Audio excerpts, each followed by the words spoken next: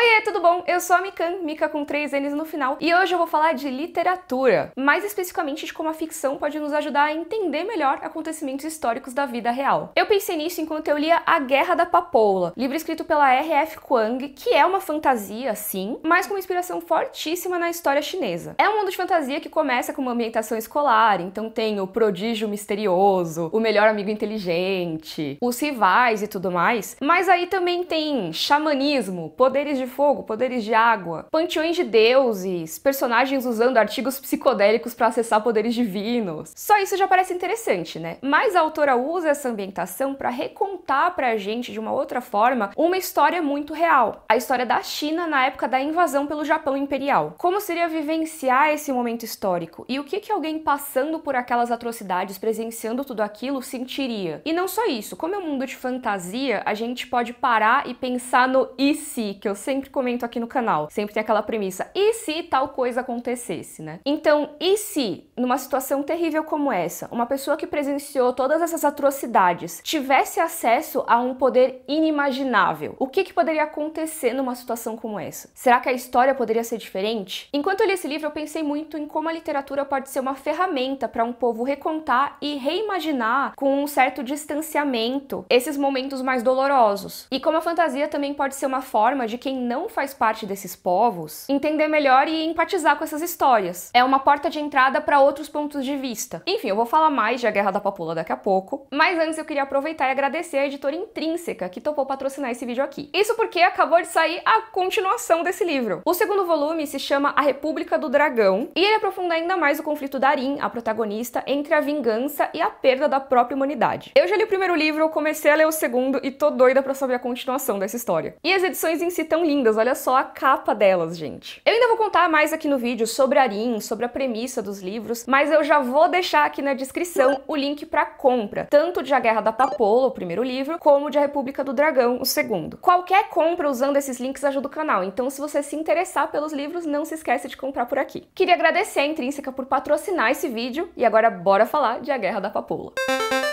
Como eu falei, A Guerra da Papoula é um livro que traz uma ambientação de escola no começo, mas também traz xamanismo, guerra, deuses e substâncias psicodélicas. A nossa protagonista é uma garota chamada Fang Runin, mas a gente chama ela pelo apelido mesmo na maior parte do livro, Rin. Ela é uma órfã que foi criada por uma família bem péssima, assim, e essa família queria obrigar ela a se casar e ela queria muito escapar disso. A solução foi estudar loucamente para passar num vestibular mega concorrido e ir para uma escola de elite. Mas não qualquer escola, a escola. Sinegard, uma academia militar que só aceita os jovens mais brilhantes do Império Nicara. Lá em Sinegard, Arin passa por maus bocados, porque tem vários alunos de famílias ricas que simplesmente não aceitam a presença dela lá. Ela tem que se dedicar em dobro que os outros alunos e acaba descobrindo poderes que ela não fazia ideia que tinha. Ela é uma garota que tem um potencial muito incomum pro xamanismo, que é uma prática quase esquecida lá em Sinegard, até mesmo desprezada, mas que pode guardar muito poder. Então, enquanto os colegas dela estão lá focados em estratégia militar, em combate e tudo mais, e ela também tem que se dedicar a isso, ela começa a entender e estudar o que significa acessar os poderes dos deuses. E também como que ficam as pessoas que seguem por esse caminho, porque é um caminho muito tortuoso e que pode acabar com a mente da pessoa. Então, a Arin acaba tendo que decidir entre dois caminhos principais. Primeiro, se ela segue uma carreira militar comum, com altas chances de conseguir um posto alto, já que ela veio dessa academia de elite e tudo mais, e aí uma chance de defender melhor o Império Nicara, que é a nação dela. E o outro caminho seria ela abrir mão dessas possibilidades todas e descobrir mais sobre os deuses e sobre esse potencial gigante que ela tem dentro de si. Tudo isso enquanto uma guerra tá prestes a estourar. A Federação de Mugen, que é uma ilha a leste do Império Nicara, tá estendendo cada vez mais o seu domínio pela região. E se você pensou que Mugen ou Mugen parece um nome japonês, então, você tá certo. Mugen quer dizer infinito em japonês. E essa tal federação mencionada no livro é um paralelo com o Japão imperial. Eu até tenho um mapa que é da época que eu li o primeiro livro, não sei se vai dar pra vocês verem, mas aqui tem Mugen, que é basicamente o Japão, né?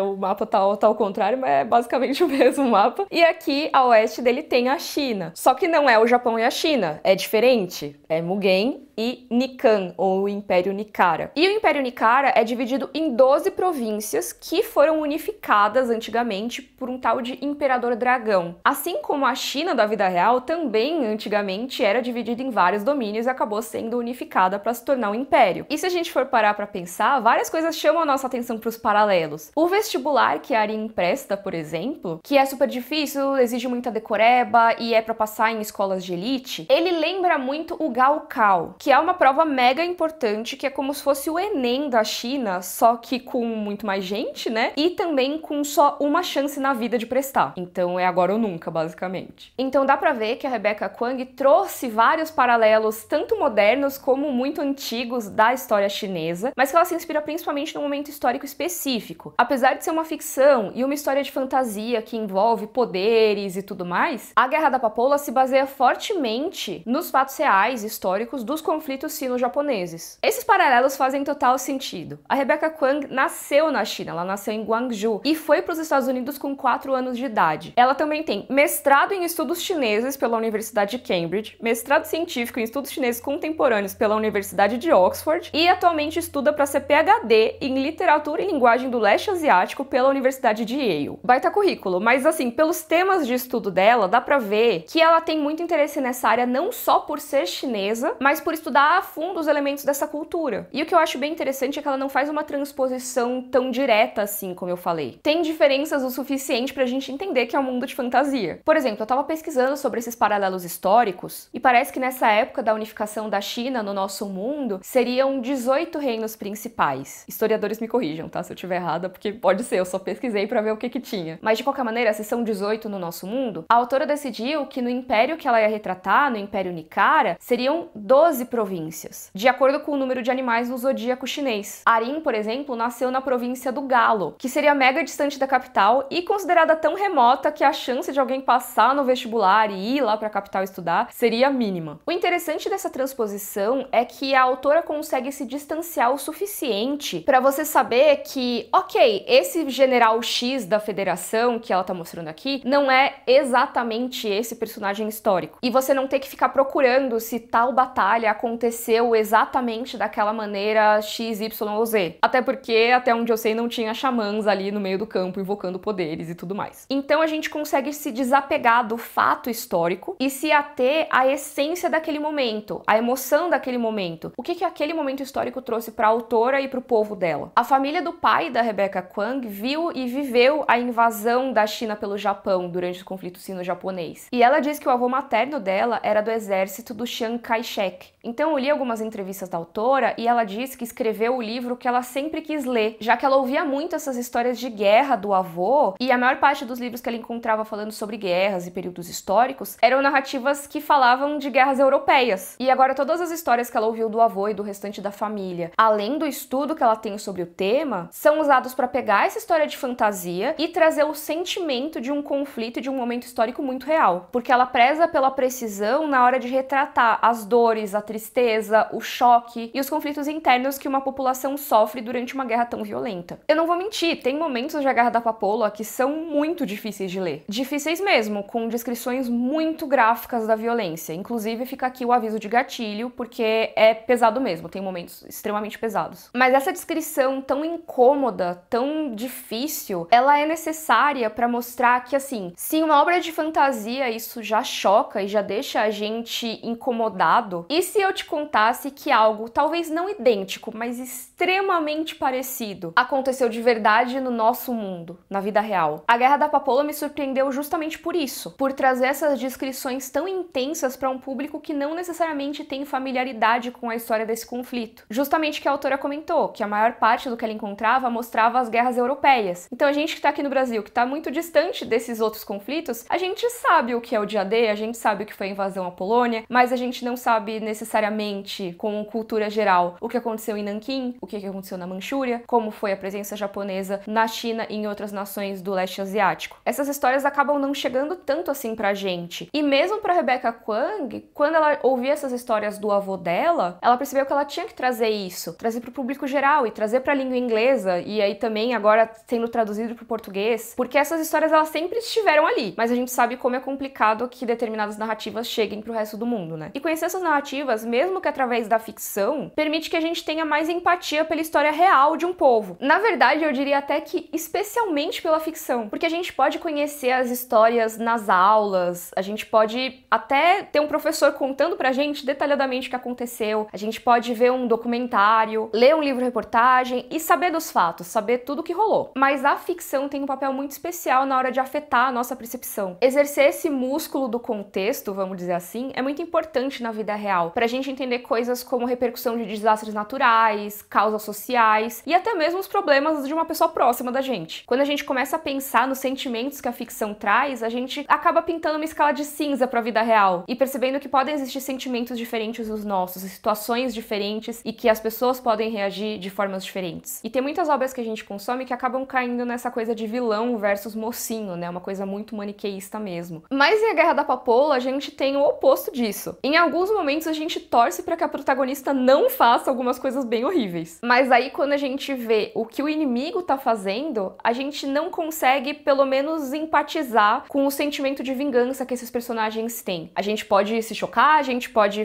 falar, não, pelo amor de Deus, não faz isso, mas a gente entende de onde vem. E como não é a história exata do conflito, como eu falei, tem poderes xamânicos, tem um monte de outras coisas rolando ali, além de serem personagens que não necessariamente estão em livros de história, o desenrolar da situação pode ser bem diferente. Assim como a gente tem, por exemplo, em Bastardos Inglórios, uma versão alternativa de um fim para a Segunda Guerra Mundial, em A Guerra da Papoula a gente tem uma abordagem bem diferente do que poderia ter acontecido na invasão da China. Não necessariamente uma versão melhor ou pior do que poderia ter acontecido, porque quando a gente fala em guerra, essa comparação nem faz sentido, pra ser sincera. Mas é uma abordagem com certeza diferente, porque não é a China e não é o Japão. São os sentimentos em volta dessa interação histórica, dessa guerra, traduzidos em Império Nikara e Mugen. Tem um psicólogo cognitivo chamado Keith Oatley, e ele chama a ficção de simulador de voo, e eu adoro essa definição. Isso porque enquanto a gente lê ficção, a gente exercita esse poder da empatia, mas sem ter que passar por esses episódios traumáticos na vida real. Ler e compreender uma história te dá acesso a esses sentimentos, te dá um contexto, te dá uma visão do todo. Então você consegue empatizar com os sentimentos que estão sendo colocados ali naquele texto. E eu acredito que além de pensar na perspectiva do leitor, para os autores também a ficção acaba sendo esse simulador. Porque para uma pessoa que faz parte de um povo que teve que lidar com essas questões terríveis, a ficção também pode ser uma forma de conseguir falar sobre esses momentos mais difíceis, em colocar embaixo do nariz do público as discussões sobre conflitos que esse público talvez nunca tenha parado para pensar antes. Enfim, deu pra ver que esse vídeo me fez pensar muito sobre perspectivas e contextos, né? E eu queria que vocês me contassem aqui nos comentários se vocês se lembram de outras histórias, outras obras que fazem reimaginação histórica para trazer esses sentimentos pro leitor. Lembrando que se você se interessou por essa história da Rebecca Kuang, tem os links aqui na descrição para compra tanto de A Guerra da Papoula como de A República do Dragão. E que comprar por esses links ajuda muito o canal. Obrigada, Editora Intrínseca, pelo patrocínio e obrigada a você por assistir. Se você gostou, por favor, curte o vídeo, assina o canal. Um beijo, até a próxima. Tchau, tchau!